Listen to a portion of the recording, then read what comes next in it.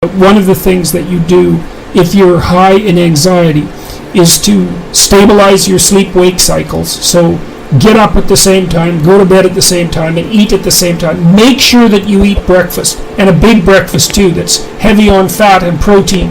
Then also, if you're feeling particularly anxious, try eating something, not carbohydrates, and see if that helps, because you might be somewhat permanently dysregulated. You should shield yourself to some degree from news sources and sources of bad news, especially catastrophic news, because most of it isn't news. It's the repetition of things that we already know full well. It's just too much. If you're depressed and anxious, it's just not something that you need. It's not helpful to you. I mean, I don't think you should bury your head in the sand, but constant exposure to the catastrophes of the world, especially when there's nothing that you can do about those catastrophes, even hypothetically, is something that can really destabilize people. One of the things that people who are low in agreeableness can do is to try to think of things they could do for other people and make that a practice. You know, like maybe once a week you could consciously do someone a favor, compassionate and polite. You know, that'll expand your personality rather than transforming it. So then maybe you could have the advantages of being disagreeable, which means you're tough-minded and skeptical and competitive. And then, you know, if your relationships improve, that can also improve your emotional stability, because one of the ways that people regulate their anxiety is by having people around them that they get along with. Because, you know, if you upset people, then they upset you. There's the angry you. And, you know, you've all come in contact with the angry you. It's rather rigid. That's the first thing you might say about it. It's impulsive and short-term. It doesn't think much about the past. It's not too concerned with long-term future consequences, and mostly it wants to be right. Sometimes, if angry you really gets out of hand, like it might in a battle, in a war, it might do things that you just can't imagine that you would do.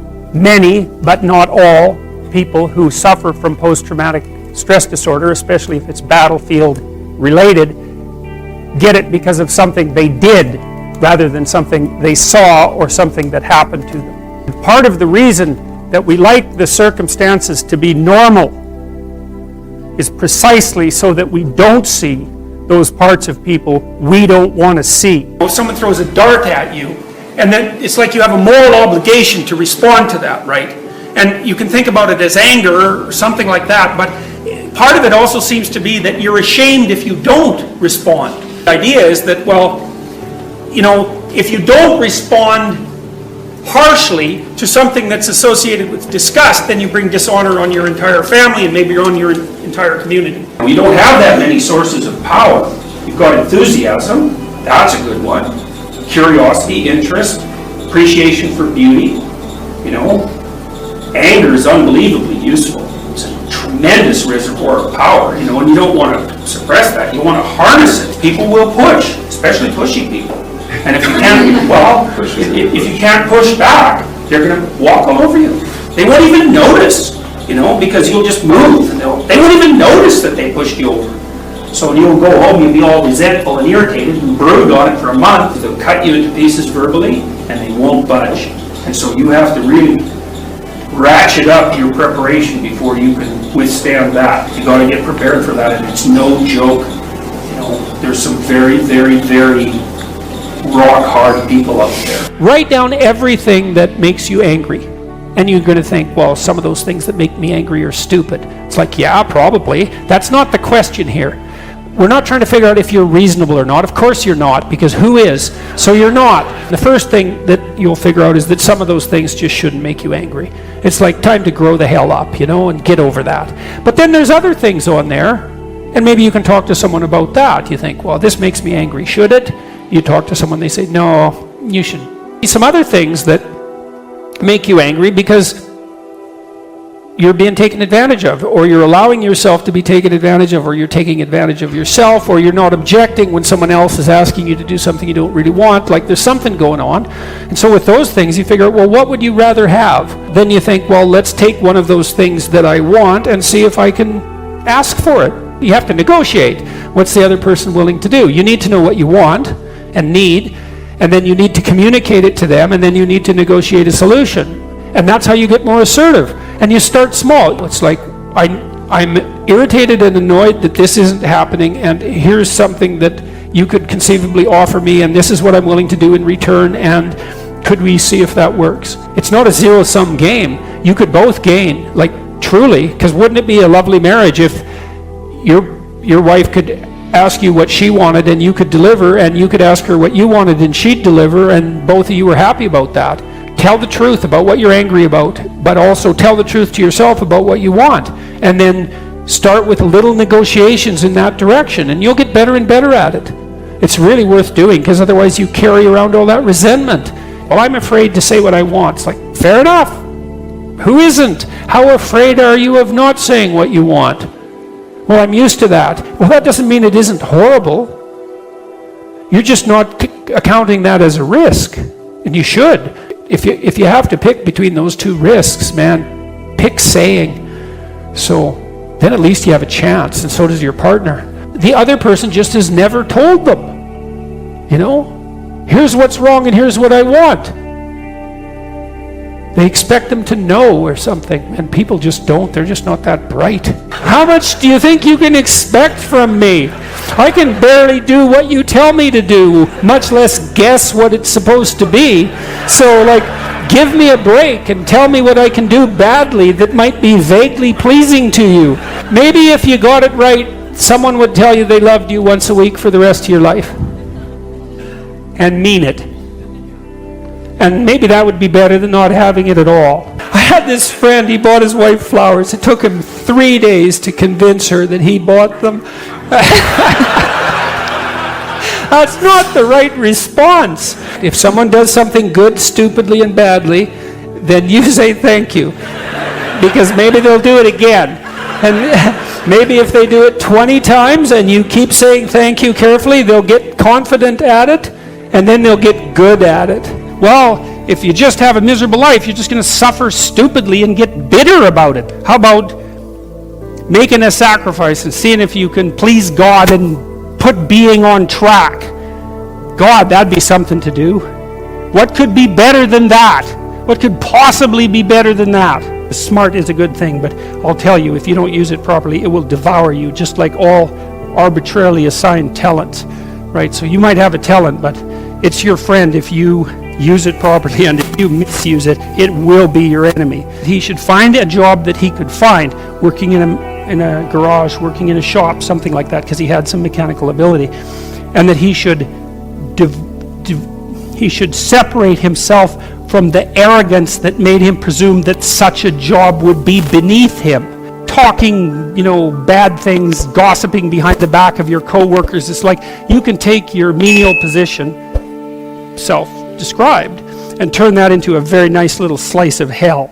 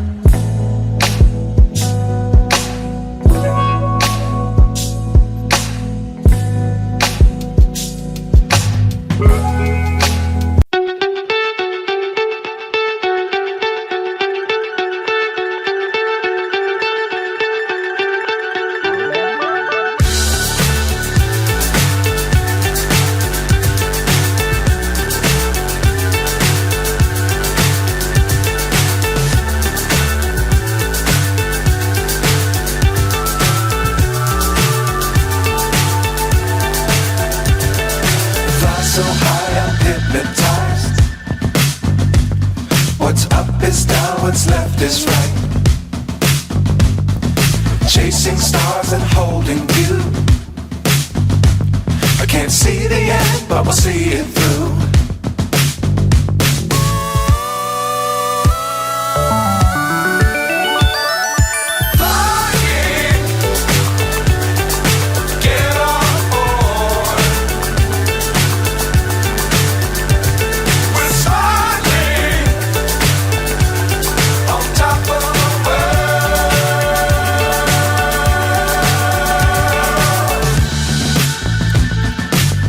Times don't fly too high.